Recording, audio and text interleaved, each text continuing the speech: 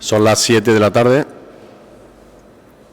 y con la puntualidad que faltan exactamente unos segundos, pero bueno,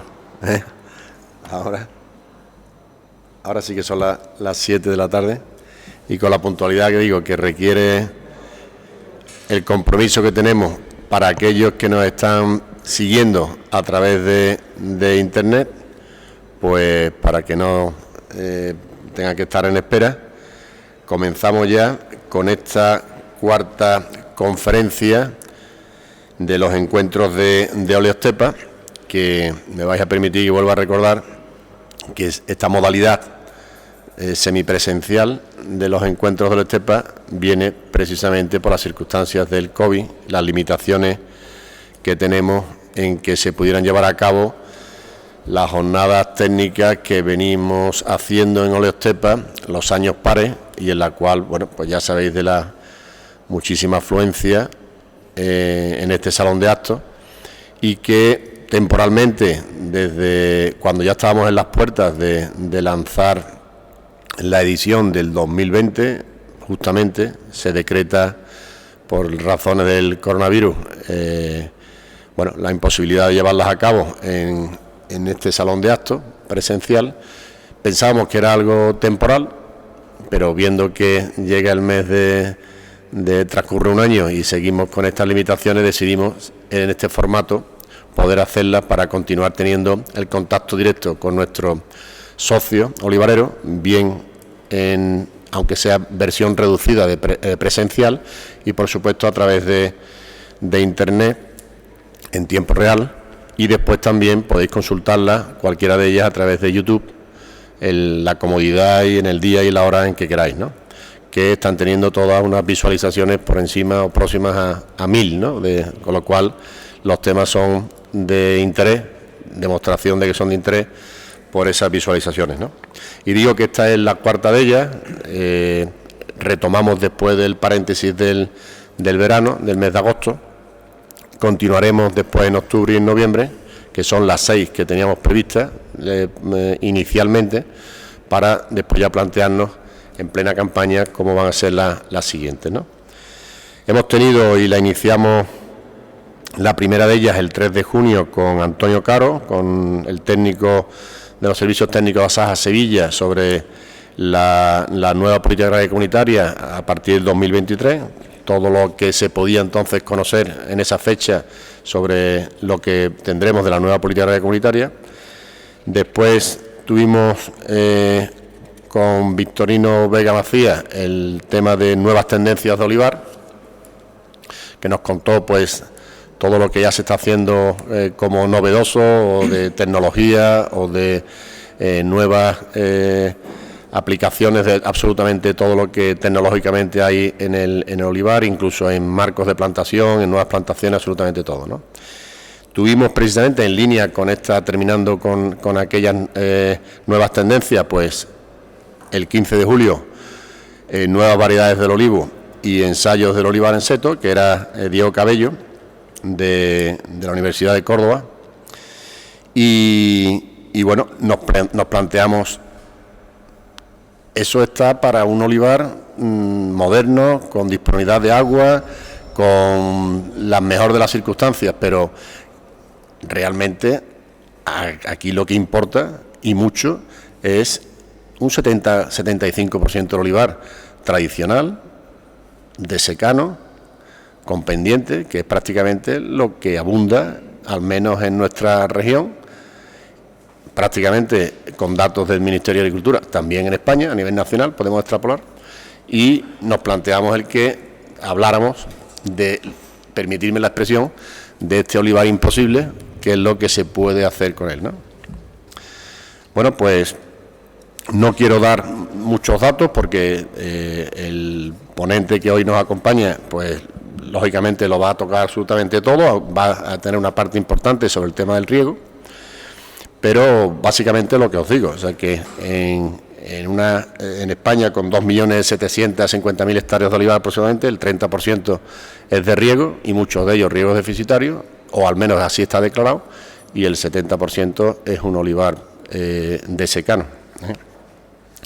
Ha habido que os voy a contar que no sepáis, de la explosión de nuevo olivar y olivar especialmente súper intensivo en zonas que no se ha tenido olivar puesto nunca, puesto que el olivar es un cultivo prácticamente de las zonas más pobres, donde no se podía cultivar otra cosa, y que ahora ha bajado hasta la campiña y tenemos ya el Valle del Guadalquivir, pues prácticamente todo el eje completo de olivar súper intensivo, ¿no? Y eso a un ritmo frenético de nuevas plantaciones de olivar. Tengo que decir, y antes de darle paso a nuestro ponente, que como siempre agradecemos al Consejo Regulador de la Denominación de Origen de Estepa su colaboración para hacer posible y especialmente la difusión de estos encuentros de Estepa, a Winner Televisión, porque son los que técnicamente hacen posible de que ustedes nos estén siguiendo a través de Internet o lo puedan visualizar cómodamente en otro momento, y a la Fundación Caja Rural del Sur, que hace el patrocinio de las mismas. El ponente que hoy nos acompaña es una persona que le gusta hablar, y así me lo ha manifestado, directamente y de forma muy sencilla al olivarero. Así que, con todo su conocimiento técnico, porque tiene una larga experiencia, pero será una conferencia que será fácil para todos, y después le he pedido que deje unos minutos para las preguntas, para poder hacer respuestas respondidas por él en todo lo que ustedes quieran. Rafael Castro Romero, además de ser ingeniero técnico agrícola y ser el director de la agrupación de producción integrada Alcalá Sierra Fraile, donde hay más de 23.600 hectáreas en esa agrupación de producción integrada, con más de 10 técnicos a su cargo, pues es también el vicepresidente de la Asociación de Producción Integrada Apiolivar.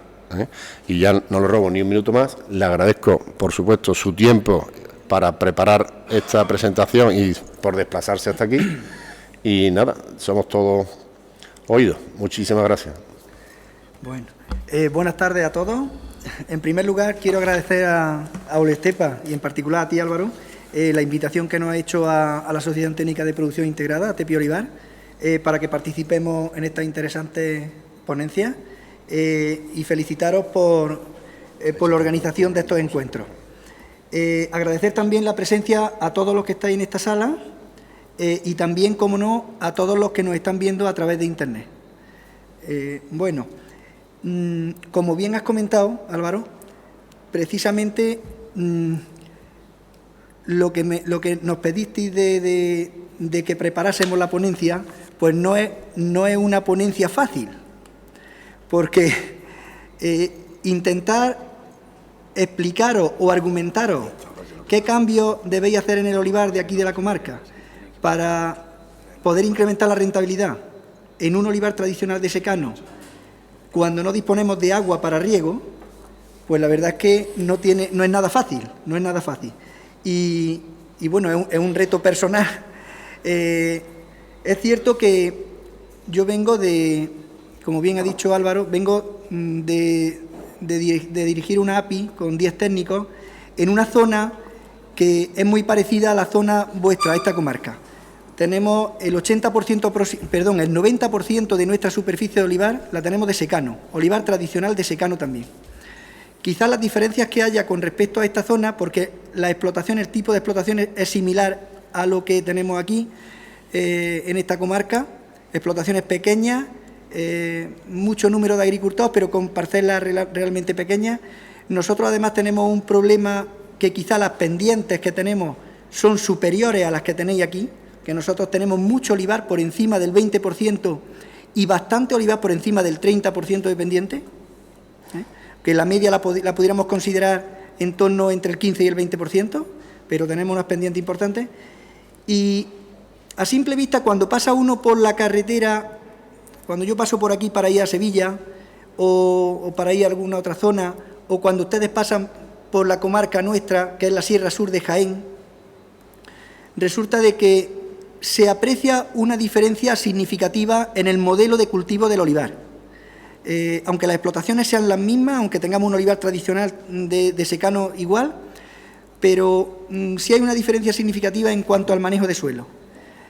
Aquí veo, bueno, y tengo que agradecer también a don Antonio Jiménez Pinzón, que lo tenemos aquí delante, que me ha facilitado datos porque yo no conozco perfectamente la comarca, pero Antonio me ha dado datos para ponerme un poco al día. Y efectivamente, hay mucho olivar que se maneja con laboreo tradicional. Laboreo tradicional, algo de semilaboreo, mínimo laboreo. Y nosotros en nuestra comarca, desde aproximadamente el año 92, hace ya unos años, aproximadamente 30 años, pues empezamos a manejar el no laboreo, porque teníamos muchísimos problemas de erosión, barrancos que nos dividían las fincas, cárcavas enormes, y nos preocupaba excesivamente o mucho el tema de la erosión. Entonces empezamos a manejar el no laboreo, y ese no laboreo que iniciamos con no laboreo a suelo desnudo, porque existían los herbicidas que todos, sobre todo los mayores, recordaréis, tipo simacina, diurón, etcétera, pues empezamos con el no laboreo a suelo desnudo y luego pasamos rápidamente, muy rápidamente, porque vimos los problemas que nos ocasionaban las lluvias de escorrentía y de pérdida de agua por escorrentía y la falta de producciones, nos disminuyeron bastante, pues pasamos rápidamente al manejo de no laboreo con cubiertas vegetales. Entonces, yo voy a intentar enfocar la charla dirigida especialmente para los agricultores y quisiera comentar, en primer lugar, que si hablamos de rentabilidad, lo primero que tenemos que saber es para qué cultivamos los olivos. Y los olivos los cultivamos no para tener mucha aceituna, no para tener mucho aceite. El olivar lo cultivamos para ganar dinero. El olivar es una empresa y queremos ganar dinero con él. En estas condiciones de olivar tradicional de secano lo tenemos complicado, pero yo voy a intentar, a lo largo de la exposición que voy a hacer, tocar todos los temas donde yo considero que podemos realizar algunos cambios, que probablemente muchos de ustedes ya lo hagan de esa manera, pero voy a intentar comentar aquellos factores que más influyen en, sobre todo, aprovechar al máximo el agua que disponemos, que es el agua de lluvia. ¿Vale? Ahí sobre todo me voy a centrar. Pero si hablamos de rentabilidad, pues tenemos que hablar de que en nuestras explotaciones vamos a tener unos ingresos, que esos ingresos, fíjense que pongo primero, si queremos aumentarlos, pongo primero la calidad por encima de la producción. Todos saben que si tenemos un aceite de buena calidad, y mucho más aquí en Estepa, en Oleoestepa, si tenemos un aceite de buena calidad, la diferencia en precio es muy significativa con respecto a otros aceites de baja calidad. Entonces, en muchas ocasiones nos planteamos solamente de querer incrementar las producciones, pero más vale una media cosecha a un buen precio que una cosecha muy grande a un precio bajo. Eso siempre. Entonces, tenemos que intentar, por supuesto, aumentar la calidad y aumentar la producción. Con respecto a los gastos, pues no me queda más remedio que comentaros que el gasto más importante que tienen todas las explotaciones de olivar, todas, es la recolección, incluso hasta la superintensiva. El gasto más importante es la recolección, seguido de la poda. Y la recolección, ¿cómo bajamos nosotros los gastos? Porque al final estos son números que son ingresos menos gastos y es la renta que nos va a quedar. Los gastos nosotros los vamos a disminuir, disminuyendo los gastos en recolección, sobre todo. Y para ello voy a insistiros mucho en tener los olivos perfectamente adaptados a la mecanización de la recolección.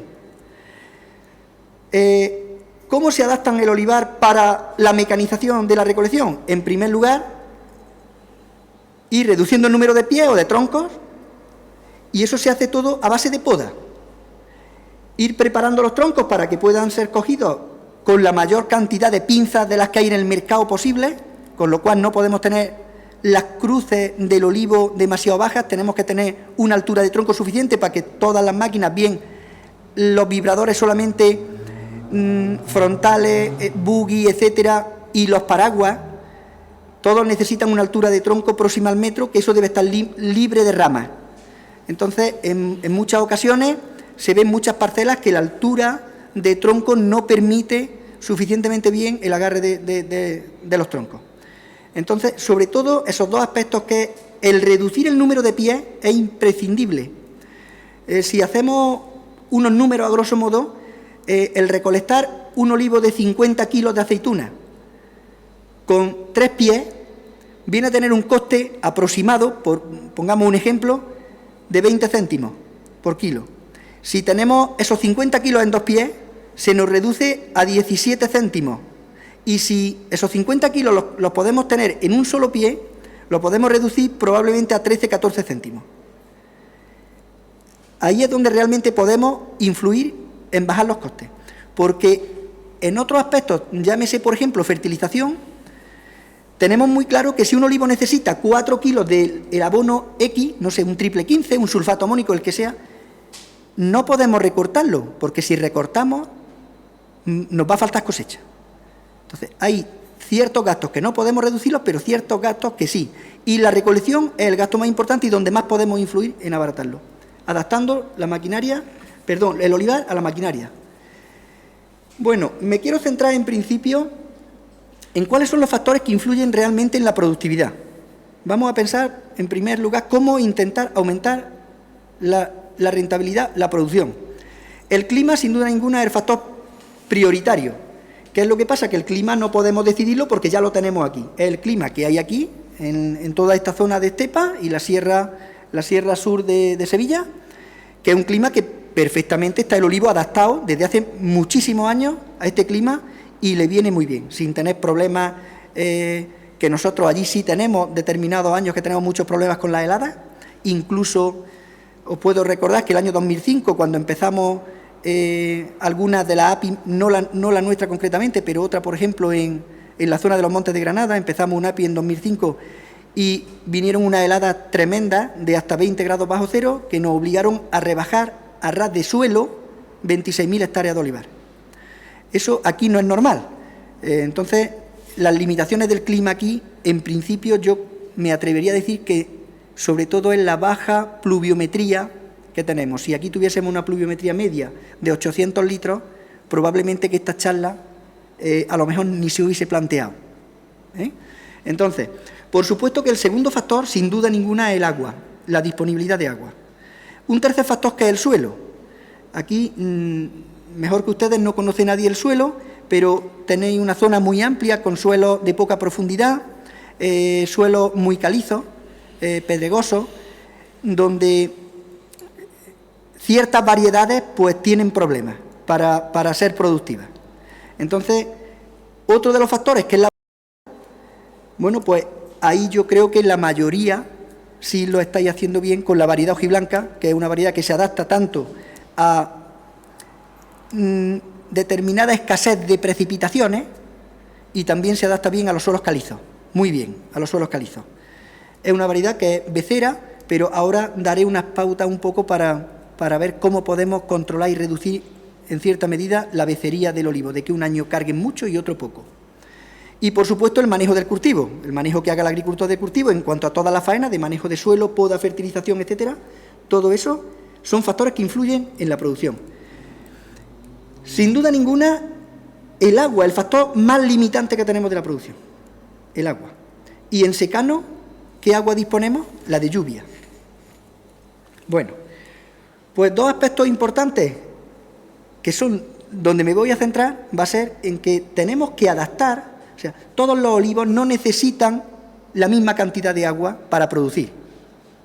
Sí es cierto que si queremos tener olivos que produzcan mucho, tenemos que tener olivos con un volumen con un volumen de copa importante y que dispongan de agua, porque si tenemos un volumen de copa importante, grande, y no disponemos de agua suficiente, es posible que pase, no sé si alguien de los que me estáis escuchando podéis echar un poco la vista atrás y decir, pues yo en mi parcela, donde tengo los olivos un poco más intensivos, donde tengo un volumen de copa grande, probablemente que estos últimos años, que lleve 4 o 5 años seguidos, o casi seguidos, con escasas producciones. Sin embargo, no hay falta de número de frutos.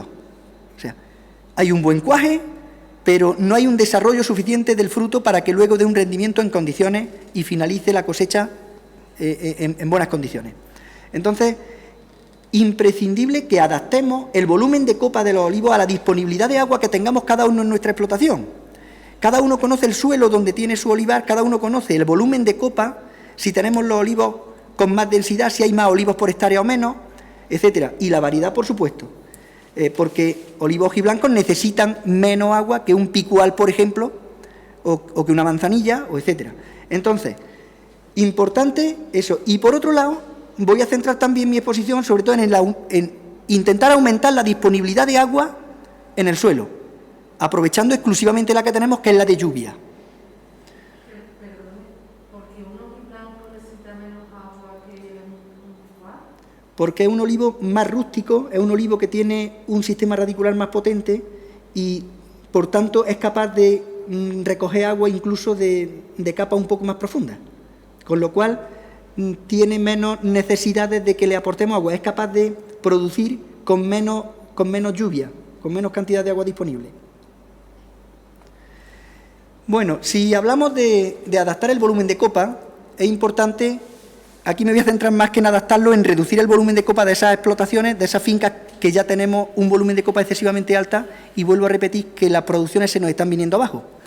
¿Cómo podemos reducir el volumen de copa? Por supuesto, quitando pies y achicando en parte los olivos, a través de la poda. Es la opción. El quitar pies nos interesa además para mejorar en la recolección. Tenemos que ser conscientes de que si reducimos el volumen de copa del olivo por hectárea, o quitamos pies en los olivos, que en definitiva es lo mismo, también reducimos las necesidades de agua del olivo. Pero también tenemos que ser conscientes de que la producción media que vamos a esperar va a ser más corta.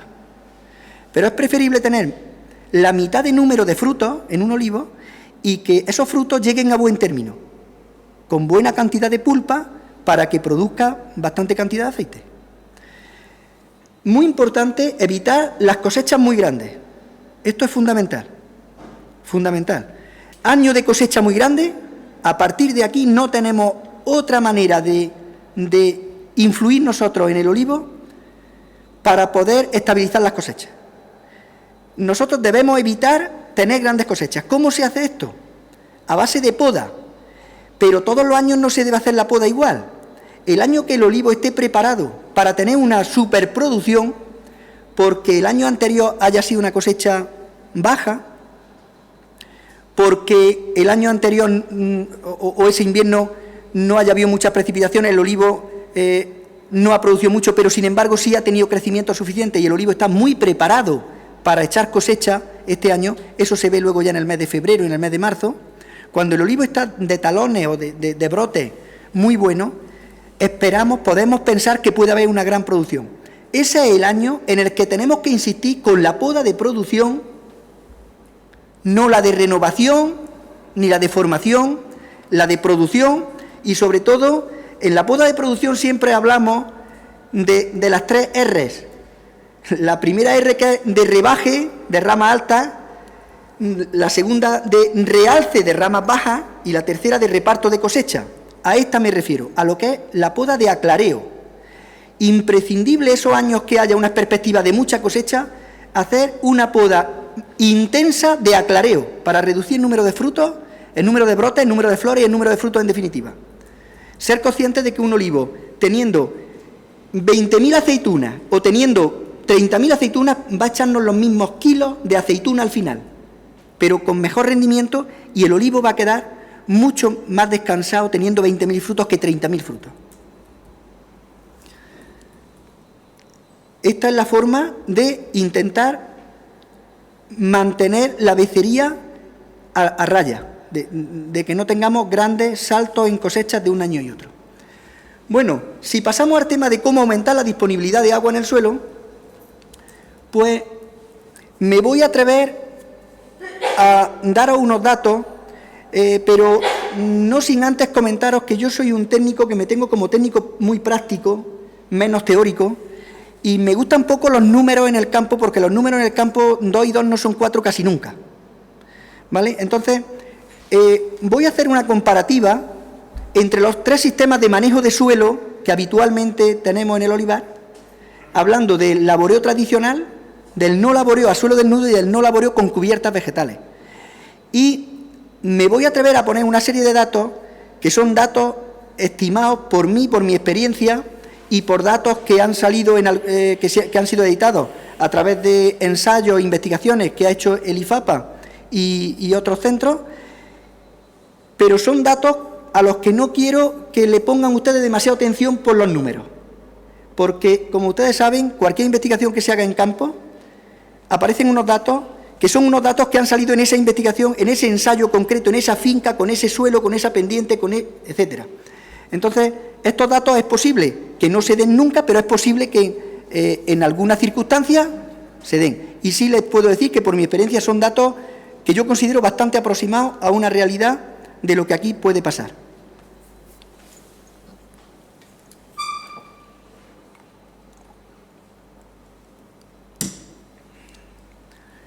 Bueno, cuando vamos a empezar con el laboreo tradicional, y en el laboreo tradicional vamos a decir qué es el laboreo tradicional o qué entendemos por laboreo tradicional. Sería terminar la recolección de aceitunas, siempre que hablemos de la recolección de aceitunas para Almazara, y durante el mes de febrero o el mes de marzo se hace una labor de normalmente un pase de cultivador. Probablemente que si la primavera es lluviosa y la hierba empieza a crecer y a desarrollarse, tengamos que dar un segundo pase de cultivador. Probablemente, si no el segundo de cultivador, sí de conquilde o de vibrocultivador, y luego un pase o dos de rastra a lo largo del verano y algún pase de rulo, no sobre todo para preparar los suelos para la recolección de aceitunas de suelo, puesto que es que no interesa la aceituna de suelo, que eso sabéis que da un aceite lampante, y la aceituna hay que intentar cogerla antes de que se nos caiga, sin duda ninguna.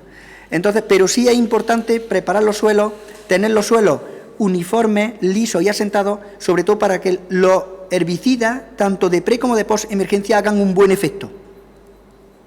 Hay muchas ocasiones que nos obligamos a dar 2 pases de herbicida por culpa de no haber preparado el suelo correctamente, ¿vale? Entonces, un pase o 2 de cultivador en primavera, un par de pases de rastra y un pase de rulo para preparar los suelos. En esta situación, en condiciones de manera general, supongamos que la pluviometría media que tienen aquí, que es muy parecida a la que tenemos en nuestra zona también, sean unos 500 litros por metro cuadrado, que es el único agua que vamos a disponer a lo largo del año, la que nos cae de la lluvia. Pues si suponemos que nos caen 500 litros por metro cuadrado, parte de ese agua se nos va por escorrentía, con un serio problema de que aproximadamente este dato de 150 litros por metro cuadrado, de los 500 que nos han caído, 150, o sea, casi un tercio del agua que ha caído, se nos va por escorrentía. Aparte, se nos lleva tierra, el suelo más fértil que tenemos en la finca, el de la capa más superficial. Bueno, pues por ahí se nos pierde una parte. Otra parte se nos pierde en percolación profunda. Poco porque realmente llueve poco. Entonces, cuando más se pierde en percolación profunda es cuando el suelo se satura de agua. Entonces sí. Pero podemos poner un dato próximo a los 50 litros por metro cuadrado. Y fíjense que cuando hablamos luego de la evapotranspiración, me refiero al agua que perdemos por evaporación directamente desde el suelo o el agua que está evapotranspirando las malas hierbas que hay en el suelo. Fíjense que he puesto 200 litros por metro cuadrado. Aquí simplemente quiero mencionarles que hay alguna investigación que nos dice que en el mes de marzo, aproximadamente en la segunda quincena de marzo, cuando las temperaturas ya son un poquito, empiezan a subir, aquí en esta comarca, con un suelo en tempero, significa que ha estado almacenando agua durante el invierno y ahora está en un momento muy oportuno para hacer un laboreo. Hacemos un laboreo con un cultivador que profundiza unos 20 centímetros aproximadamente. En los siguientes 15 días de hacer esa labor, se nos evaporan en torno a 40 litros por metro cuadrado. ¿Se dan cuenta de la importancia de esto? 40 litros por metro cuadrado que lo evaporamos por el hecho de hacer una labor superficial de 20 centímetros. Bueno, si no se laborea ese suelo, aproximadamente se evaporan entre 7 y 9 litros por metro cuadrado. Quiero decir que es importante esto. Ese es uno de los motivos por los cuales la evapotranspiración en estas condiciones se nos va a 200 litros por metro cuadrado de los 500 que nos han caído. ¿Qué es lo que nos queda realmente?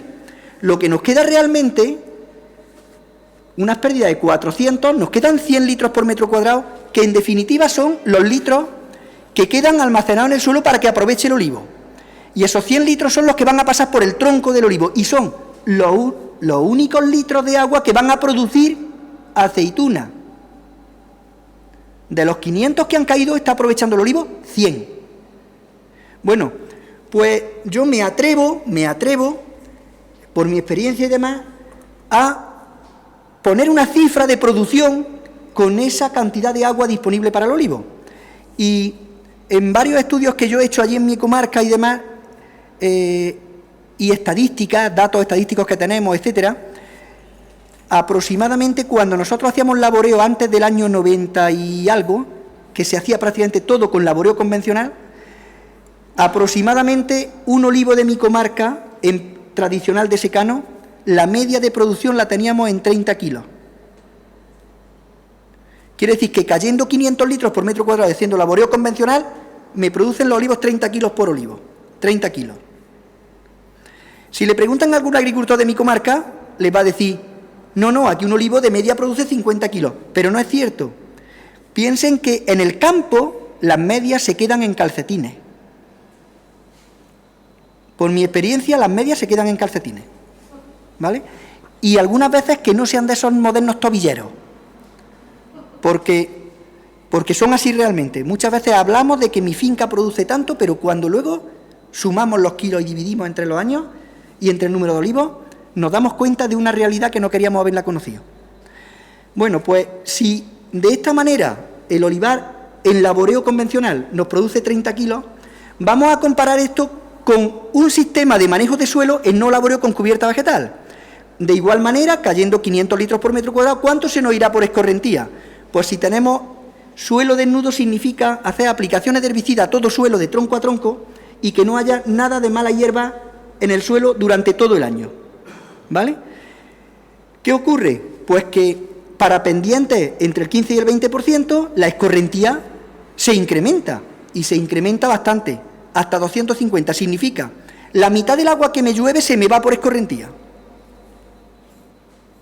¿Cuánto se me va en percolación profunda? Menos que antes. ¿Por qué? Porque se incorpora menos agua en el suelo. Y, por último, ¿cuánto se va por evapotranspiración? En este caso, por evaporación desde el suelo. Al no haber ninguna hierba ni nada, se evapora muy poca agua, aproximadamente 75 litros por metro cuadrado. Significa que el balance que tenemos son 150. Y si consideramos de hacer la misma regla de 3, si con 100 litros disponibles que pasen por el tronco el olivo me produce 30 kilos, es lógico y sensato pensar que con 150 litros que pasen por el tronco produzca 45. Bueno, pues comparamos este sistema con el no laboreo con cubierta vegetal. Ahora hablaremos porque la cubierta vegetal la podemos tener, tanto cubierta vegetal viva, que es de especies silvestres, como cubierta vegetal inerte, que son los triturados de restos de poda, por ejemplo. Bueno, y ahora hablaremos también de que hay diferentes sistemas del manejo y el control de las cubiertas. Pero en primer lugar, haciendo el mismo símil, que nos caigan 500 litros por metro cuadrado, en escorrentía reducimos de manera enorme la pérdida de agua. ¿Por qué? Porque la cubierta nos retiene, en primer lugar, nos hace que las gotas de lluvia no impacten directamente sobre el suelo, sino que caen sobre la hierba, de tal manera que se rompen y no se compacta la parte de arriba, porque en un no laboreo a suelo desnudo, esas primeras gotas, al impactar, crean una capa casi, se digregan las partículas de una capa prácticamente impermeable, y el agua se dedica a correr sobre la superficie. En este caso, las malas hierbas, o la hierba en la cubierta vegetal, nos favorece el que no se cree esa capa impermeable, no se reduzca el poder de infiltración del agua en el suelo, y a partir de las raíces que tiene la propia cubierta vegetal, ayuda a penetrar y a infiltrarse también el agua en el suelo.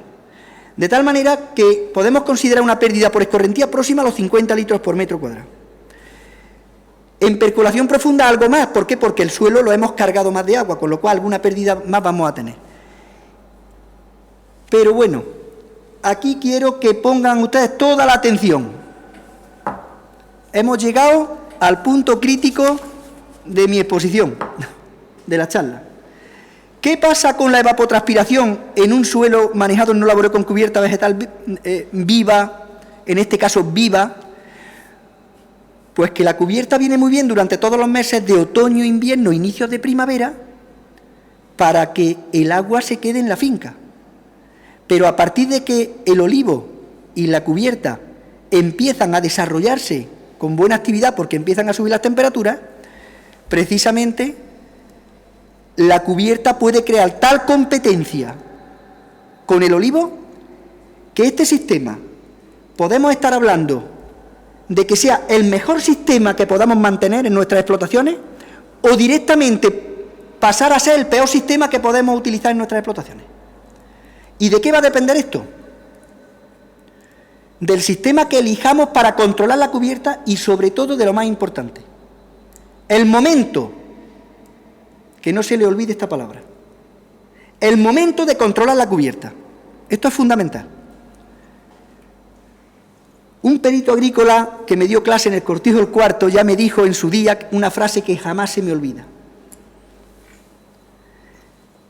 Los olivareros estamos empeñados, no los olivareros, los agricultores, estamos empeñados casi siempre en comprar los mejores abonos, los mejores fitosanitarios, los más caros.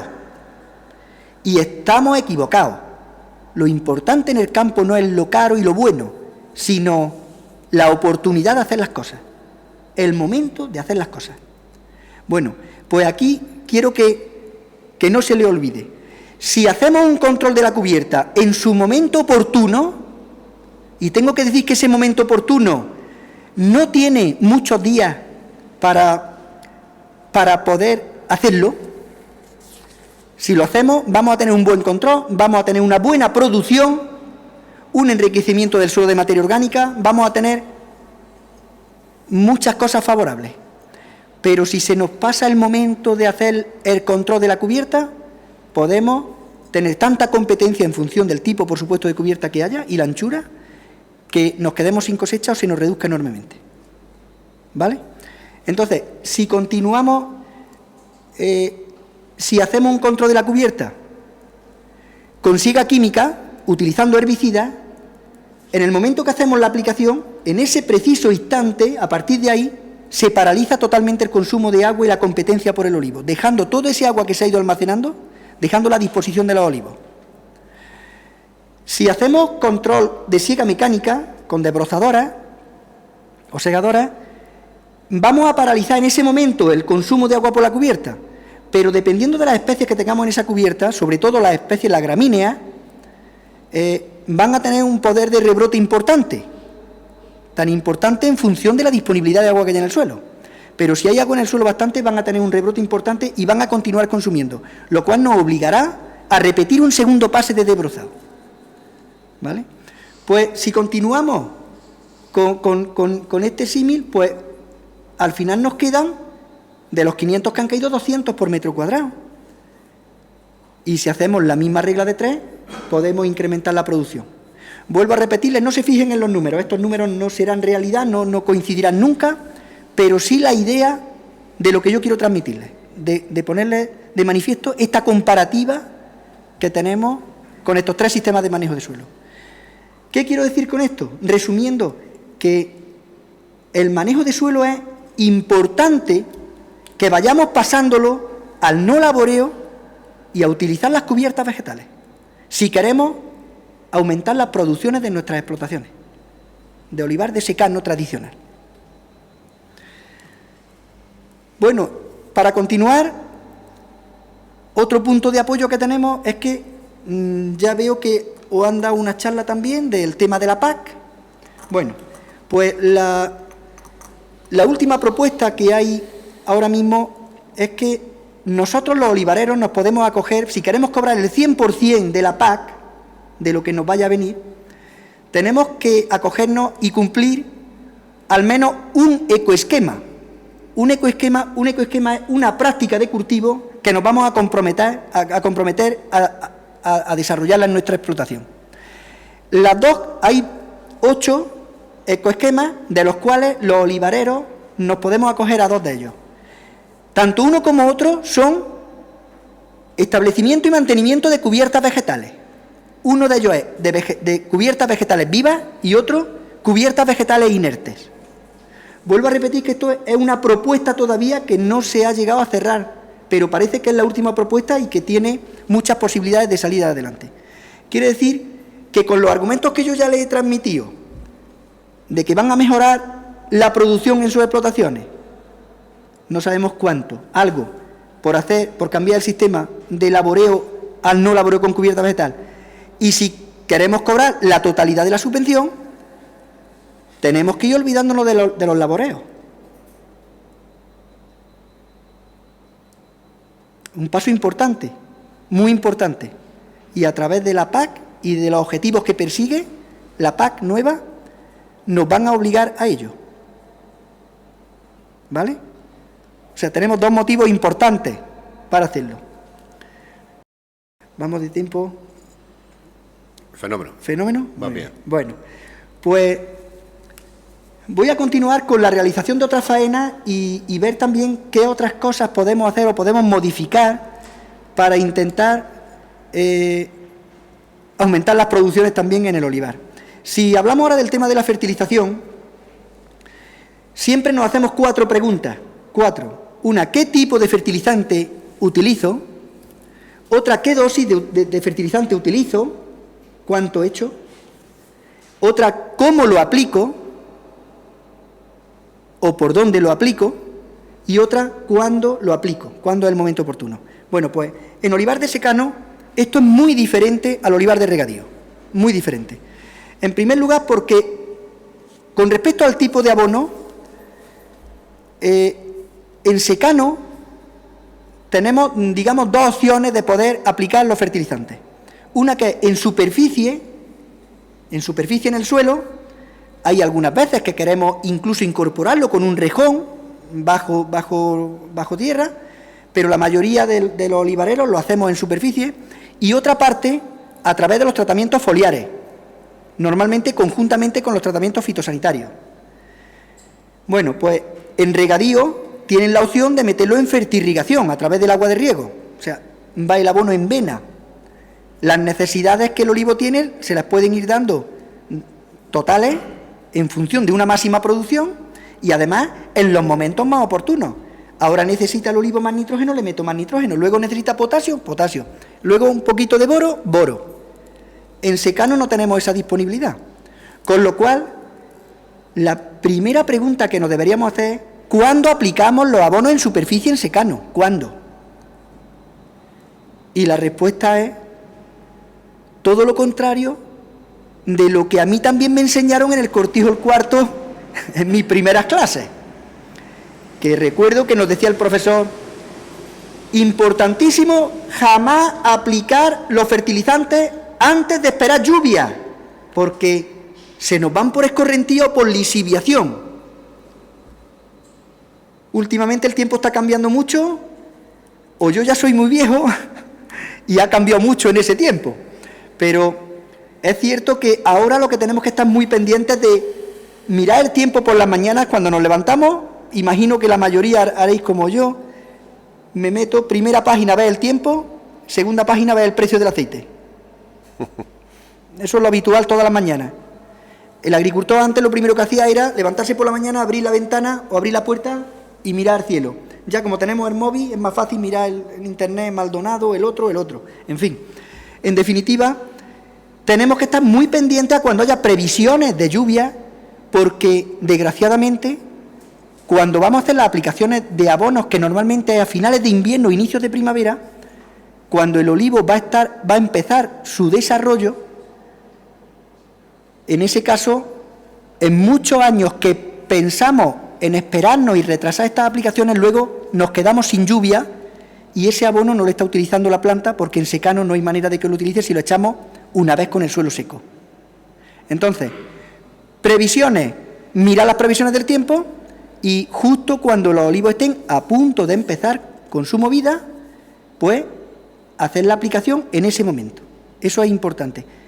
Si se prevé, como ya nos dicen, hasta los litros por metro cuadrado que caen, y hoy la mayoría de las veces aciertan, pues si vemos una borrasca sumamente importante, pues nos esperamos. Pero la mayoría de las primaveras, desgraciadamente, no son así. ¿Vale? Bueno, eso con respecto a cuándo lo aplico.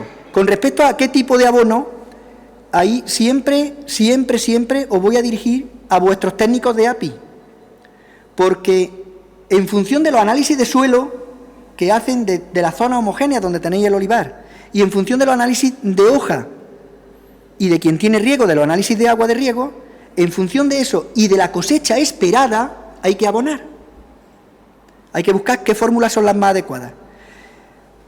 Os he comentado antes que una característica importante de vuestros suelos en una gran zona son suelos muy calizos. Los suelos muy calizos tienen un problema para todo lo que no sea nitrogenado, quiere decir para el fósforo sobre todo y el potasio.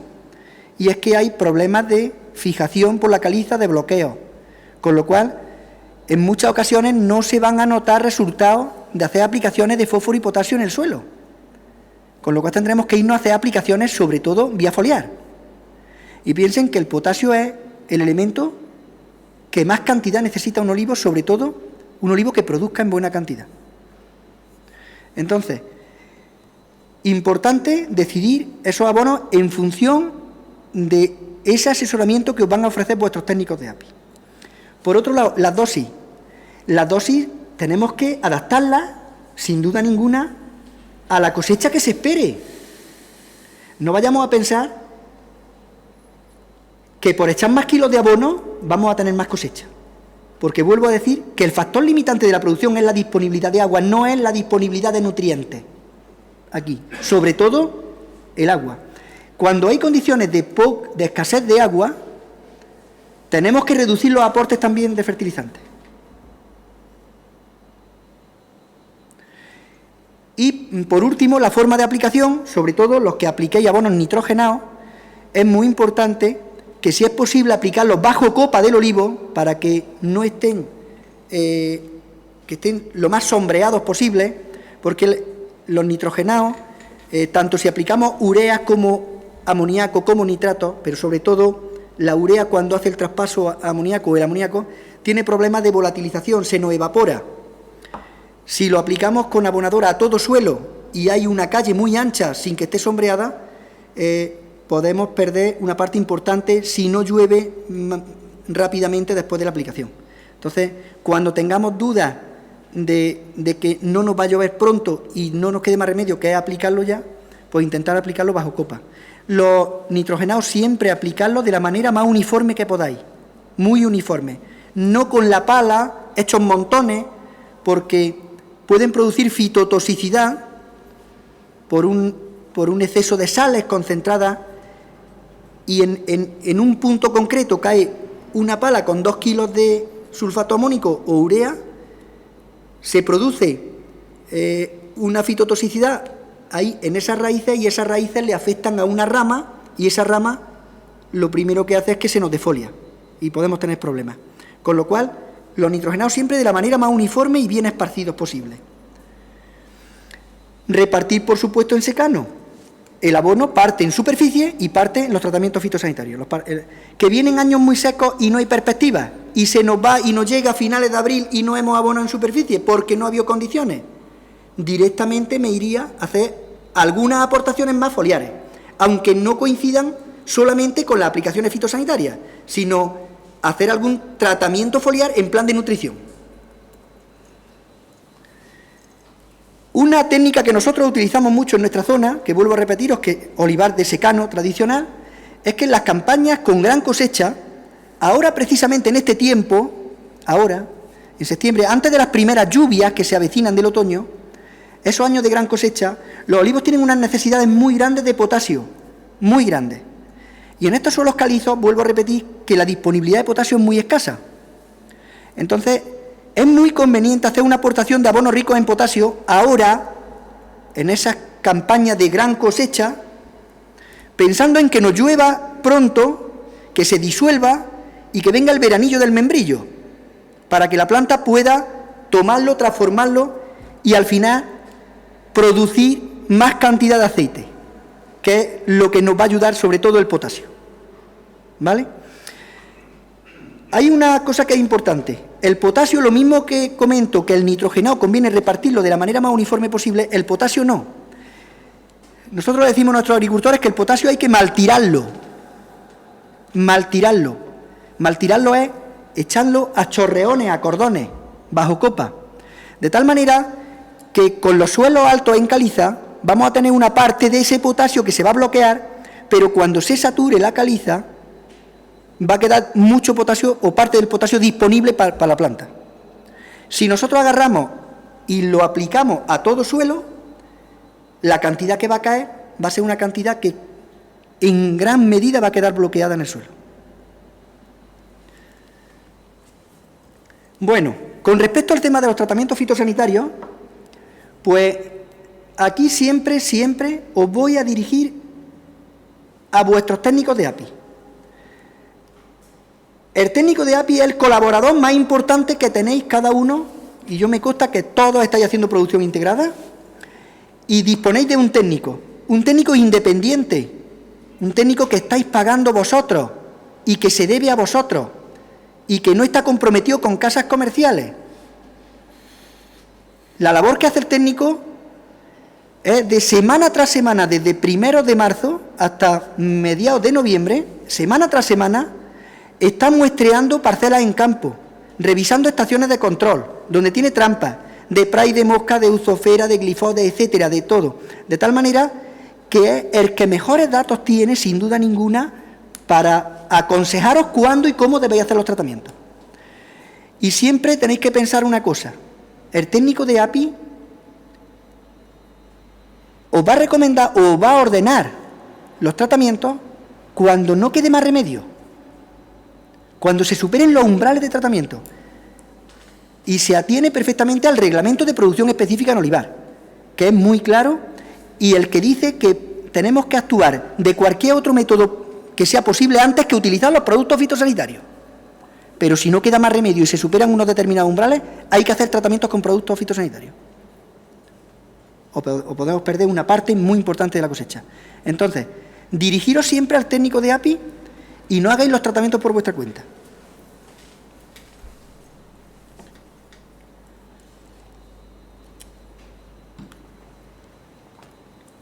Bueno, y ya por último, y para terminar, con respecto a la recolección, se me ha ocurrido comentarles este refrán.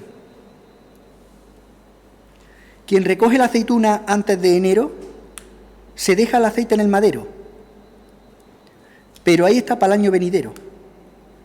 Este refrán es así de largo. Hay quien quiere entender solo lo primero.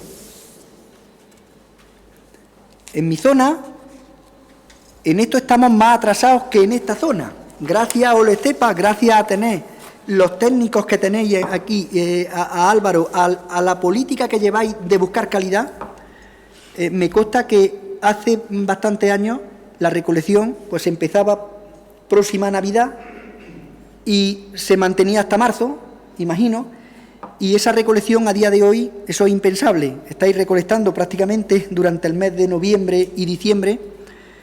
Y claro, muchos agricultores, cuando allí en mi comarca se plantean o nos planteamos esa asamblea general que se hace normalmente ahora por este tiempo, a principios de noviembre se hace allí, para decidir qué día se abre la fábrica, eso es un caos, porque los agricultores piensan que no quieren perder rendimiento, que si recogen la aceituna en noviembre pierden 2 puntos de rendimiento, y el rendimiento es importante, efectivamente, el rendimiento es importante.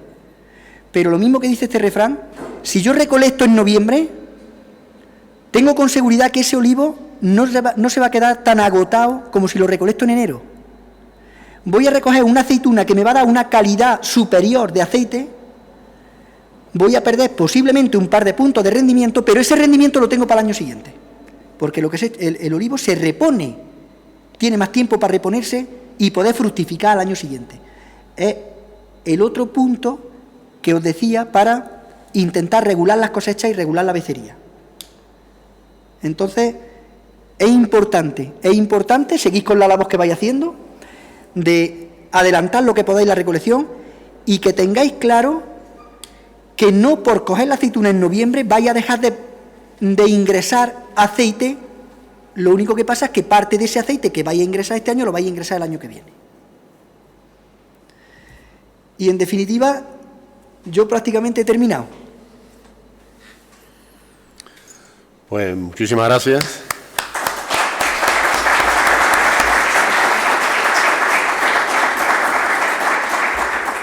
Bueno, muy interesante, Rafael, y como me adelantaba, pues muy dirigida de manera muy práctica al manejo del olivar tradicional y de secano, en un lenguaje sencillo. Y en esto último que dices de la recolección temprana, tenemos muchas más probabilidades altísimas de obtener aceite de alta calidad que hoy por hoy, en la fecha en que estamos, entre un lampante y un virgen extra buenísimo, puede haber 600, 700 euros, 800 euros de diferencia por tonelada. Así que eso compensa algunos puntos de rendimiento graso. Efectivamente. Y eso, cuando se lleva a cabo y se demuestra con liquidaciones de que realmente la calidad se paga, pues lo más práctico para que podamos convencer a nuestros olivareros de que realmente no solamente estamos asegurando una futura cosecha por descarga del olivo, sino además que posiblemente las medias de resultados económicos en un periodo de varios años, pues puede ser bastante más interesante que una becería acusada y encima los años que tenga alta producción con una calidad deficiente, con un diferencial en precio importante también, ¿no? Bueno, abrimos los turnos de preguntas, que seguro que habrá algunas entre los asistentes, y a través del chat, pues nos pregunta uno de ellos, ¿cuándo es el momento de tratar la cubierta vegetal con herbicidas? Bueno, pues es una pregunta muy importante porque va dirigida al punto clave de esta ponencia. Cada finca es un mundo, cada finca tiene un tipo de cubierta, pero si hablamos de manera general, el momento oportuno para controlar la cubierta con siega química es aquel en el que la mayoría de las especies que tengamos en esa cubierta estén próximas a floración. El mayor consumo de todas las especies de agua, las mayores necesidades, son próximos a floración, desde el inicio de floración hasta pasado un poco floración. Cada uno tenemos que ver qué tipo de especies tenemos en nuestra cubierta y en función del tipo de especie que tengamos en nuestra cubierta, decidir cuándo es el momento oportuno. Pero ese momento oportuno, vuelvo a repetir, que es cuando la mayoría de las especies de la cubierta, porque si tenemos una cubierta silvestre es posible que tengamos al menos 15 o 20 especies diferentes, hay que echar un vistazo, ver qué especies tenemos y cuando la gran mayoría de esas especies estén próximas a floración sería el momento oportuno de hacer el control químico de la cubierta.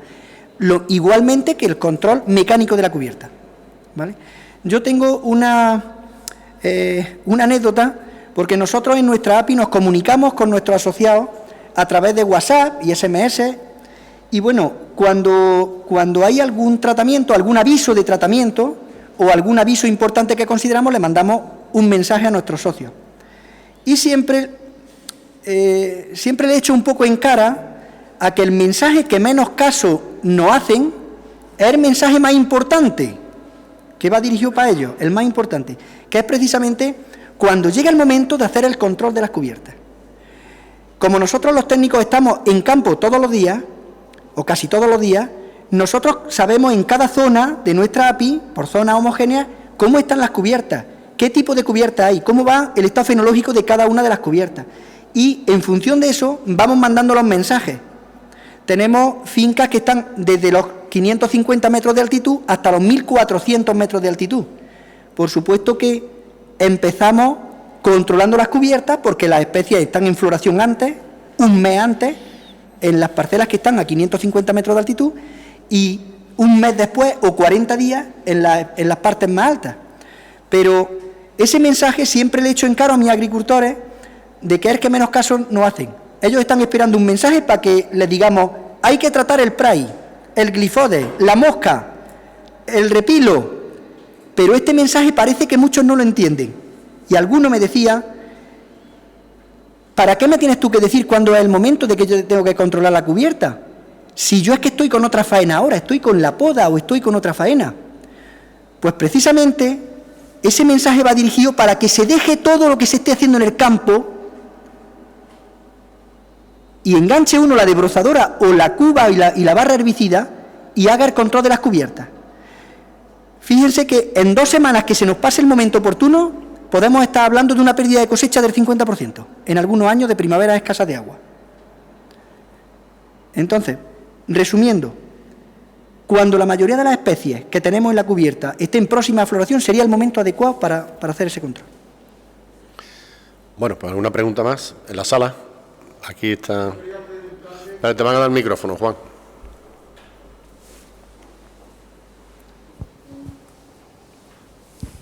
Sí, yo quería preguntarle cuál es el momento óptimo de la poda. ¿En qué tiempo, más o menos? Pues le voy a contestar. Yo vengo de hijo de podador. Mi padre ha sido podador toda su vida, no hasta que se jubiló, sino hasta que murió. Y mi padre, esa misma pregunta, cuando yo estaba estudiando perito agrícola, se la hice a mi padre 2 veces. Le dije, según tú, ¿cuándo es el mejor momento para hacer la poda? Y me contestó las 2 veces con la misma frase. Siempre que ni sea de noche ni esté lloviendo. ¿Qué significa? Que la poda en un olivo se puede hacer en cualquier momento. Por supuesto que hay momentos mejores y momentos peores, porque no vamos a ponernos a hacer una poda ahora previo a iniciar la recolección para perder cosecha.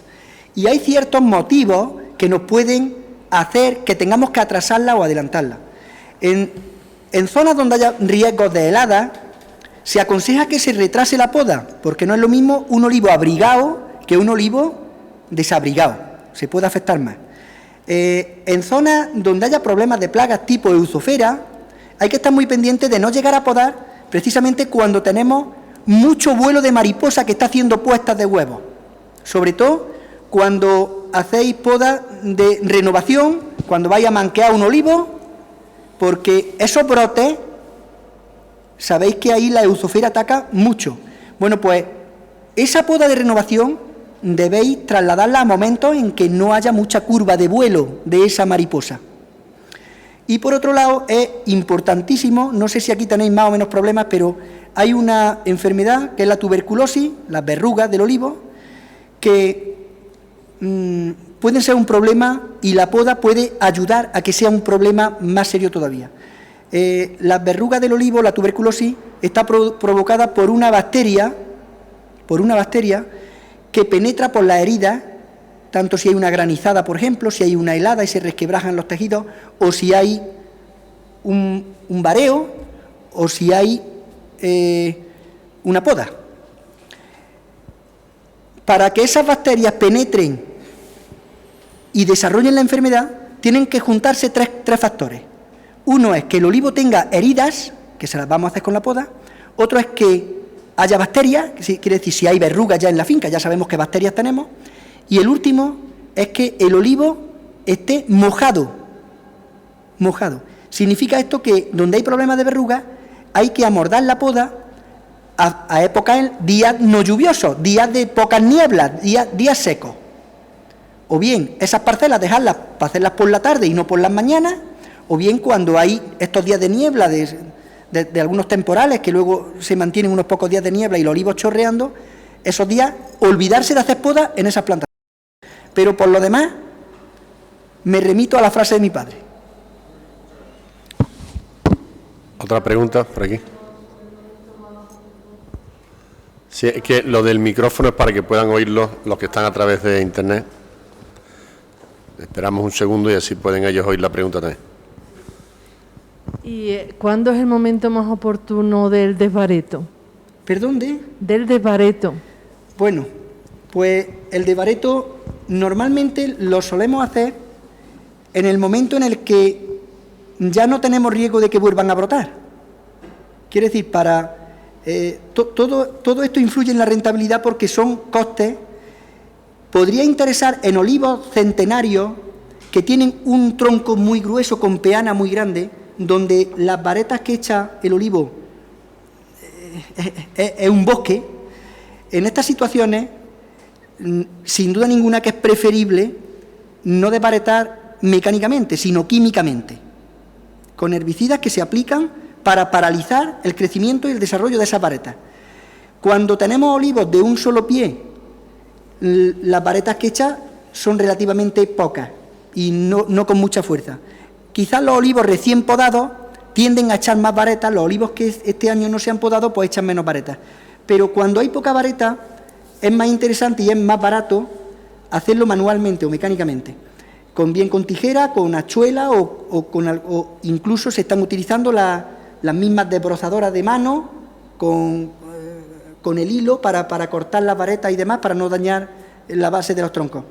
Pero hay que hacerla en un momento que es a partir de ahora precisamente, porque si la hacemos antes tenemos el riesgo de que vuelven a brotar y nos obligan a volver a quitarlas de nuevo. Entonces, hacerlas ya cuando se esperan condiciones de temperaturas más bajas, días más cortos y hay menos riesgo de que rebroten. Porque el no de Pareto no se plantea, ¿no? El no de Pareto no se plantea porque el dejar las varetas de un año para otro en el tronco nos limita la recolección, nos limita el manejo de los mantos, de los paraguas, etcétera. Entonces, el de Pareto es una práctica que debemos hacerla. Nos preguntan por el chat, el control mecánico de la cubierta, ¿no cree usted que resulta perjudicial tanto por la fuga de humedad como por el daño en raíces en el momento de máxima actividad vegetativa? El control mecánico. Sí, de la cubierta. ¿No cree usted que...? Entiendo que no estará pensando el que hace la pregunta en una desbrosadora, porque ahí no hay ningún tipo de... Cuando he hablado de control mecánico de la cubierta, no me he referido a hacer un control con laboreo, siempre con desbrozadora o segadora, con lo cual no tocamos el suelo. Es importantísimo en un sistema de manejo de suelo de no laboreo con cubierta vegetal, ya la palabra lo dice, no laboreo, no controlamos esas cubiertas con laboreo, con lo cual no tocamos raíces ni nada. Otra pregunta por aquí. Vamos a seguir con las preguntas del calendario de tareas. Yo le pregunto sobre el abonado del suelo. Aquí normalmente, estoy de acuerdo con usted lo que ha planteado, que como cada vez vienen primaveras menos lluviosas o periodos anteriores a la primavera, estamos hablando de enero y febrero, entonces siempre en esa época se solía plantear el abonado del suelo. A mí personalmente me ha pasado de tener medios para poder abonar y eso, y mirar tiempo y anunciarte que te cae 10 o 15 litros y luego ni caerlo siquiera, que ha pasado más de una vez. Entonces cada vez escucho más voces que incluso aquí estamos adelantando el periodo de recolección de la aceituna, pero cada vez escucho más voces que dicen, bueno, ve abonando ya si quieres en diciembre, que el agua ya vendrá, pero incluso hay gente, ya he escuchado gente que incluso plantea un abonado en noviembre.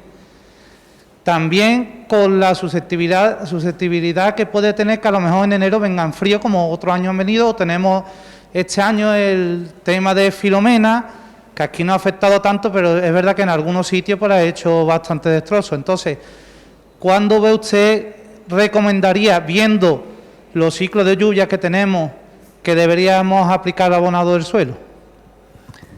Bueno, pues ya el propio Reglamento de Producción Integrada de Olivar nos prohíbe hacer las aportaciones, sobre todo abonos nitrogenados, antes de final de enero.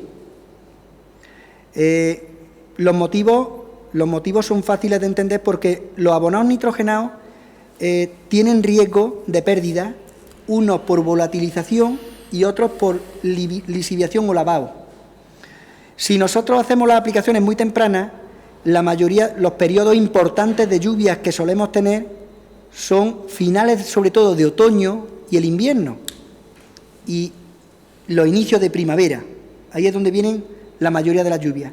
Si lo hacemos muy temprano, nos arriesgamos a perder una parte importante de ese abono, pero además de esto, tenemos el riesgo de que si las temperaturas remontan en esa fecha algo que con este cambio climático, bueno, estamos viendo, es posible que ocurra, que tenemos varios años donde los inviernos ya no tienen la severidad que tenían antes.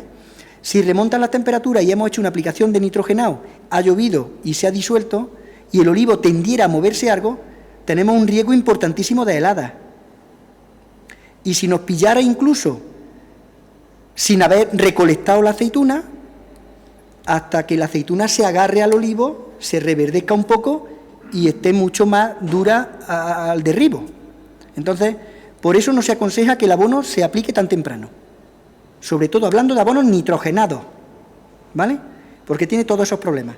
Entonces, yo lo que siempre aconsejaré será hacerlo muy próximo al inicio de la movida del olivo, lo más próximo posible.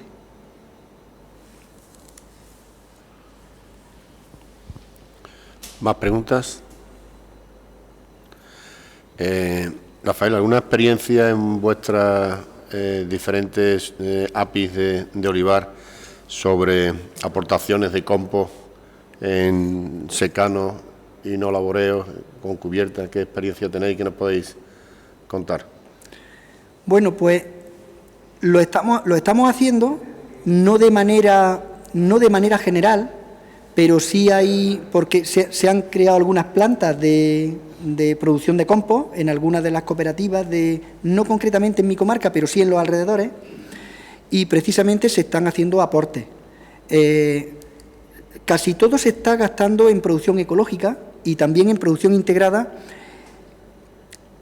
Los resultados que tenemos son de hace 6-7 años para acá.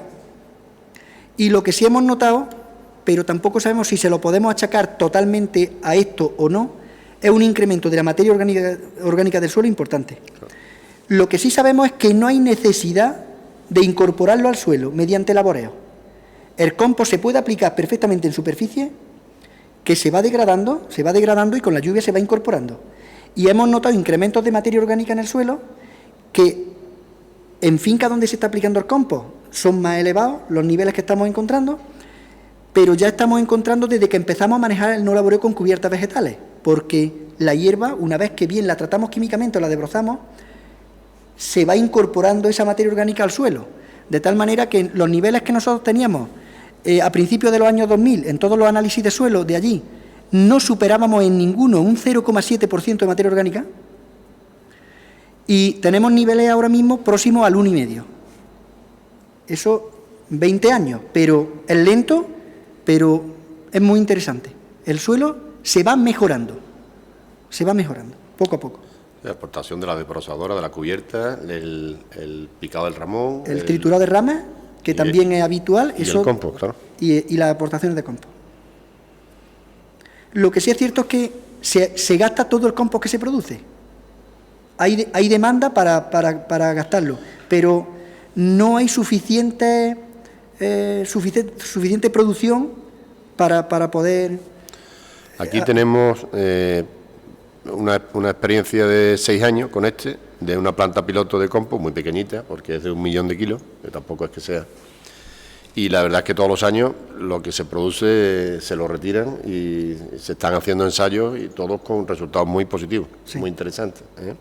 Y ya que lo que se pretendía con esta planta piloto de Oloestepa era animar a que algunas de nuestras almazaras o la totalidad de las almazaras tuvieran su propia planta de compost, porque esto de la economía circular que tanto decimos, es que además yo creo que está muy justificado, y especialmente los años de precios muy bajos, donde el alperujo no vale nada, sino que además te cuesta el dinero el transporte a la extractora. Efectivamente. De manera que podemos llevar al campo los subproductos de las almazaras, una vez que estén compostados y con su buena analítica de nutrientes, con su buen control, por supuesto.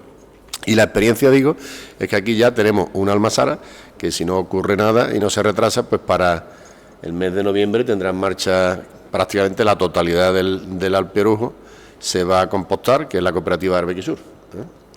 Así que, bueno, esperemos que estos sigan en continuo una detrás de otra y realmente podamos ver los resultados muy pronto. Es cierto que una vez que se produce un buen compost, y no es difícil producirlo, los niveles incluso de nutrientes que lleva, tanto de nitrógeno, fósforo, potasio, etcétera, que aporta, son incluso más elevados que un buen estiércol de oveja. Y el estiércol de oveja no creo que haya nadie que diga que le viene mal a los olivos. Entonces, el compost está dando bastante buenos resultados, aunque vuelvo a decir que también nosotros sobre 6 años es la experiencia que tenemos. Pero sin duda ninguna que sería un punto muy importante para aprovechar esa especie de residuo en un subproducto que al final nos está ahorrando en fertilización. Lo tenemos todo, tenemos el alperujo, tenemos la hoja de olivo, y después aquí la enmienda se le aplica estiércol de granja de aves, que es lo que hay por aquí próxima, y los resultados son muy satisfactorios, ¿eh? Efectivamente. Y además con el certificado para uso de agricultura ecológica, ¿eh? Sí. Para utilizar. Aquí hay algunos de los que están presentes que tienen experiencia porque lo han puesto en su finca, ¿eh? Y si quieren algunos hacer alguna aportación de lo que han visto los resultados en la misma, pues si quieren que lo hagan, ¿eh? O alguna otra pregunta, vamos, como queráis, ¿eh? Bueno. Yo, más que una pregunta, quisiera hacer una... Es que cuando hablamos de cubierta vegetal, y quizás aquí ya hay bastante costumbre de cubierta vegetal, pero en el manejo no estamos al 100% con el objetivo final de la cubierta vegetal, que es incrementar el nivel de materia orgánica y, sobre todo, proteger el suelo. Entonces, con respecto al momento, yo tengo cubiertas vegetales y algunas veces me ha pasado eso. O sea, que tú tienes la cubierta vegetal, la tienes manteniendo, por ejemplo, este año. Febrero fue fantástico, llovió y tú tenías una cubierta vegetal preciosa, tú quieres que críe para que haya volumen de hierba que proteja el suelo. Entonces, llega marzo. Y marzo resulta que es el peor marzo de lluvia de los últimos 20 años. Y tú estás con la cubierta, ay, la seco, no la seco, me espero, no me espero, porque mientras más volumen tengas, más protección tienes, más materia orgánica, más consigues el objetivo que pretendes, que es proteger el suelo, ¿no? Y sobre todo en suelos tan degradados y tan erosionados como lo hay en esta comarca, que son suelos que el laboreo ha hecho verdaderas atrocidades, las pendientes, las demás. Entonces, voy a lo que el momento de eliminar esa cubierta. Sí, es importante, ¿por qué? Porque esa cubierta compite por el cultivo, pero incluso en el caso que no llegáramos en ese momento, está el beneficio a largo plazo, porque se produce materia orgánica, porque se produce protección del suelo, porque al final, digamos que eso no es un proceso de un año. Quiero decir que sí, ese año tú vas a tener menos producción porque vas a tener más competencia, pero que a largo plazo la cubierta vegetal, no tiene nada que ver con el laboreo, y sobre todo en suelos en los que ya digo, la erosión y la pérdida de suelo es ya, digamos, limitante. Entonces, romper esa lanza en que las cubiertas vegetales hay que verlas en un largo plazo, y que, por supuesto, eso no se aprende ni en un año ni en 2 años. Las cubiertas vegetales hay que aprender a llevarlas en muchos años, porque unos años viene el campo de una forma, otros años viene de otra forma, y entonces se aprende con el tiempo, pero que no hay que tenerle miedo al momento de aplicación, que si un año se te va, no pasa nada, que allí tienes la hierba para que aquí te cubra el suelo y lo vas a recuperar en los siguientes años. Muchas gracias. Efectivamente, yo estoy totalmente de acuerdo. Incluso no solamente por los aportes de materia orgánica y por todos los beneficios estos que nos dan, pero simplemente el hecho de... esta tarde cuando llegaba le preguntaba a Álvaro, ¿cuántos litros han caído el otro día? Y me dice, muy poco, porque aquí es que llueve muy poco. Pues tengan en cuenta Últimamente. Quien tenga un olivar en no laboreo, con cubierta, las raíces de ese olivar están explorando toda la superficie del suelo hasta los primeros centímetros, que es el suelo más fértil que tenemos, más rico en materia orgánica, con más microorganismos, etcétera. Cuando caen 10, 15 litros por metro cuadrado, ese olivo se está enterando ya del agua, porque tiene las raíces superficiales. Sin embargo, un olivar que tengamos un laboreo de 20 centímetros, necesitan caer 50 litros por metro cuadrado para calar ese suelo y que lleguen las primeras raíces a enterarse del agua. O sea, que otro punto que a raíz de lo que usted estaba comentando, los beneficios indudables de la cubierta vegetal son en muchos sentidos, pero si pensamos en un incremento de rentabilidad, tenemos que pensar que el balance de agua que hay en el suelo va a ser bastante más superior al sistema de laboreo, eso sin duda. Voy a hacer 3 preguntas seguidas del chat. Una que dice, perdón por mi ignorancia, he visto en la foto del olivar con cubierta vegetal que bajo pie no hay cubierta vegetal. ¿Cómo se consigue que la hierba autóctona no se meta en las chorreras del olivo? Bueno, imagino que se refiere a la solera del olivo, a bajo copa, imagino. Claro.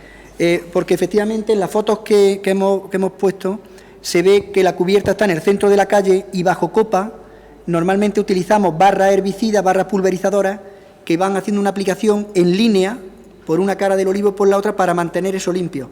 Eso se consigue a base de utilización de herbicidas, bien de pre o de post-emergencia o mezclados, de tal manera que mantenemos los suelos limpios bajo el olivo, para que luego no tengamos tampoco problema a la hora de realizar la recolección y no tengamos inconvenientes. Y la cubierta la mantenemos en el centro de la calle, que realmente es donde hace su protección, porque el olivo ya como tal ya es algo de cubierta, porque las gotas no impactan directamente en el suelo bajo copa, caen encima del olivo. El espacio que nos queda entre olivo y olivo, entre copa y copa, es la zona donde interesa tener la cubierta vegetal. Y dos sobre abonado. Buenas tardes. Cuando hablamos de abonado foliar, ¿no es recomendable aplicar potasa, esperar para ello a que el árbol esté satisfecho de agua? Esa es una pregunta. Y la otra es, ¿qué le parece el abonado con aportación de estiércol de pavo? Bueno, contestando la última a la primera, extraordinario. En general, siempre que mantengamos la dosis de aportación correcta, que no abusemos. Y con respecto a la primera, de qué me parece que haya suficiente agua, que esté el olivo satisfecho de agua. Bueno, todos sabemos, y hay varios estudios por ahí que lo reflejan, de los ya realizados por don Miguel Pastor, que en paz descanse, y donde se ha estudiado bastante las aportaciones de nutrientes vía foliar, y todos sabemos que el olivo precisamente no es una planta que tenga demasiado buena asimilación de ciertos abonos por hoja. Pero eso no significa que no asimile. Asimila. Lo que es cierto es que, comparando con otros cultivos, hay otros cultivos que tienen un poder de asimilación mayor. Si el olivo está pasando estrés hídrico, sin duda ninguna que la asimilación de cualquier elemento nutritivo que le apliquemos va a ser más complicado, porque el olivo está sufriendo esa falta de agua, con lo cual no puede tener un desarrollo óptimo y no asimila bien esos nutrientes. Pero, por otro lado, tenemos que pensar que unos niveles buenos de potasio, pensando en anterior, unos niveles buenos de potasio hacen que el olivo resista y soporte mucho mejor la sequía. Entonces, es cierto que si el olivo está pasando estrés hídrico, con la hoja arqueada y la hoja de punta hacia arriba, poco poder de asimilación va a tener de potasio o de otros elementos. Pero me refiero a que estas aportaciones muchas veces las hacemos conjuntamente con los tratamientos fitosanitarios por aprovechar el momento y querer matar dos pájaros de un tiro. Una, hacer el tratamiento fitosanitario y a la vez aprovechamos y con la misma aplicación incorporamos el abono, y otras veces pues tenemos que aprovechar para hacer un tratamiento solamente nutritivo, pero en los momentos en los que el olivo esté en buenas condiciones. No hacerlo en pleno verano con 38 grados de temperatura, pero sí hacerlo bien temprano, por la mañana temprano o casi de noche, y hacerlo cuando haya todavía suficiente disponibilidad de agua para que el olivo esté vegetando correctamente. Vamos a hacer la última pregunta del chat, que nos pregunta de cuando se habla de cubierta vegetal, ¿se trata solo de la hierba que nace espontáneamente o hay alguna planta que podamos sembrar y al segar aporte nutrientes al suelo? Sí, efectivamente, las cubiertas vegetales, no he querido extenderme en el tema de las cubiertas vegetales porque esto es para otra ponencia larga, pero las cubiertas vegetales pueden ser de especies silvestres, de las especies espontáneas que tenemos en nuestras explotaciones, o pueden ser especies sembradas, tanto de gramíneas como de leguminosas, como de crucíferas. Hay diferentes especies que interesan. Hay unas especies que interesan más por unos aspectos y otras que interesan más por otros aspectos.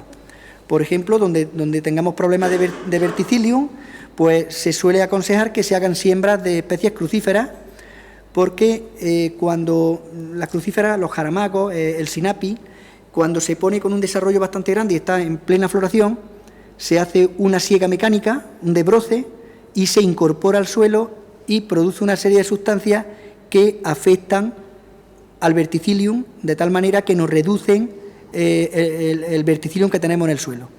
Por ejemplo, si queremos introducir y ayudar a alimentar la planta o a introducir más nivel de nitrógeno en el suelo, las leguminosas funcionan muy bien, porque fijan el nitrógeno de la atmósfera y no lo dejan depositado, sobre todo cuando hacemos la siega o incluso el control químico, se nos queda ese nitrógeno fijado en el suelo.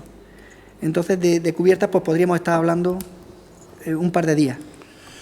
Bueno, pues Rafael, dijimos 1 hora, son 1 hora y 25 minutos. Ahí hay una pregunta de José Antonio. Sí, buenas tardes. ¿Sí? ¿Se me escucha? Sí, A ver. se te oye. Yo soy un convencido de la cubierta vegetal, llevo 30 años con cubierta vegetal. Lo que acaba de decir ahora de que en cuanto llegan las primeras lluvias, las raíces están superficiales y automáticamente lo absorbe el árbol, la reacción es mucho mayor. Yo le haría 2 preguntas. Una, estamos practicando, porque una de las preocupaciones que tengo es la oxigenación del suelo.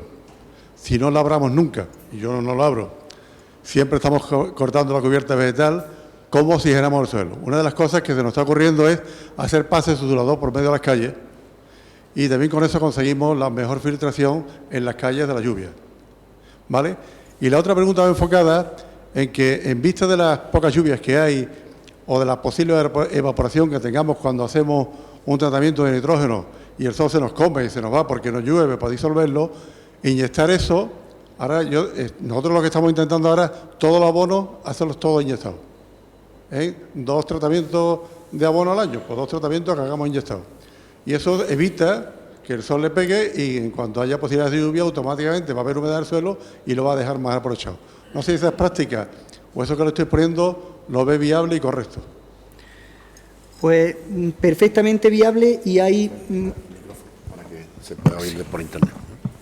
Vamos, lo veo perfectamente viable y de hecho es una labor que se deja cuando tenemos situaciones de suelos bastante erosionados donde la cubierta que se desarrolla es escasa, donde tenemos muchos problemas de escorrentía y de erosión también por esas circunstancias, y se aconseja de que se haga un pase de subsolador con un único brazo en el centro de la calle, pero hay que tener en cuenta que como no lo hagamos bien podemos tener un problema serio de erosión y de formación de cárcavas.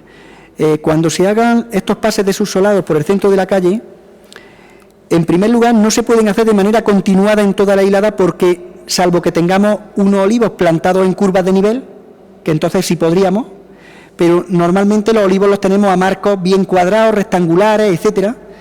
Es difícil que la orografía del terreno te permita que siempre la máxima pendiente vaya totalmente en contra de cómo va a hacer el pase de subsolador. Entonces, en ciertas zonas puede ser que el pase de subsolador se haga con una ligera pendiente. Si nos cae una tormenta próximamente con una intensidad fuerte, nos puede abrir un barranco en cada calle. Eso lo hemos visto en algunas fincas. Entonces, lo que se aconseja es que se haga en el sentido de curva de nivel lo máximo posible y que se vayan haciendo trozos. Un trozo, clava el subsolador, anda 2 o 3 hiladas, levanta, 2 o 3 hiladas, levanta, y que no sea una continuidad a lo largo de la calle, en esas situaciones. Y lo veo perfectamente, el tema que me comenta de poder inyectar los abonos, perfectamente.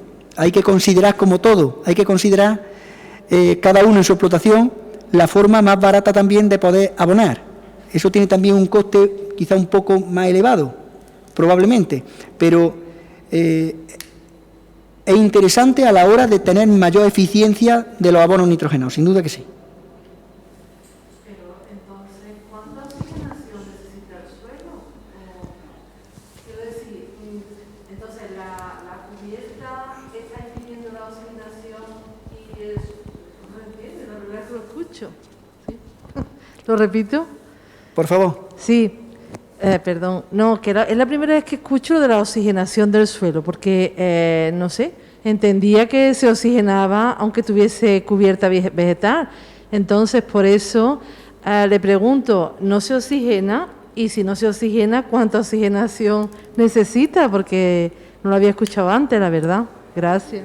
Cada suelo, en función de la textura que tiene cada suelo, de si tiene más arcilla, más arena, más limo, etcétera, en función de la textura, tiene mayor o menor oxigenación natural, porque el aire penetra entre las partículas del suelo. Es cierto que en algunas ocasiones, cuando hacemos sobre todo algunos laboreos repetitivos a la misma profundidad, formamos una suela de labor que se llama, que es una capa impermeable, que de primeras nos parece que las primeras lluvias se incorporan muy bien, se infiltran muy bien, pero de momento que nos llueven 20 litros por metro cuadrado tenemos el agua encima de la tierra porque esa suela de labor impide que el agua vaya hacia abajo. El tema de las cubiertas vegetales, ya de por sí, ya de por sí, las propias raíces de la cubierta vegetal que penetran hacia abajo son las que nos están ayudando tanto a que se infiltre el agua a través de ellas como a que se oxigenen. Con lo cual, en principio, con el tema de las cubiertas no debemos tener problemas porque el suelo no se apelmaza tanto. Entonces, no hay problema de oxigenación, no hemos encontrado problemas de oxigenación. Hay determinados suelos, los suelos vertisoles, los suelos bujeo, que le llamamos, los suelos muy arcillosos, que se agrietan mucho en verano, tienen determinados problemas, pero se agrietan precisamente para dejar entrar el agua y el aire. Si no, las plantas no podrían vivir. ¿Vale? Es cierto que en ese tipo de suelos, si además están desnudos, se produce una evaporación desde capas más profundas. Y puede ser que en algún momento concreto, a final de verano, los olivos lo pasen muy mal por la falta de agua. Pero, salvo ese tipo de suelos, en la mayoría de los otros suelos no suele haber problemas de compactación y el manejo de las cubiertas precisamente ayuda a que, si acaso, haya más bien descompactación, con lo cual es una ventaja también para ellos.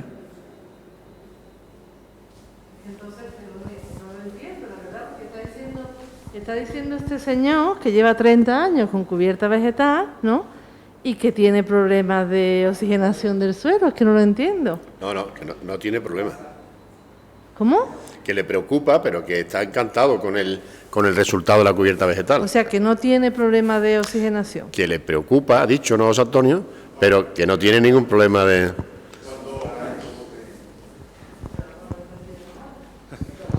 Lo que ocurre es lo siguiente, cuando se ha hecho bajo mi punto de vista, ¿no?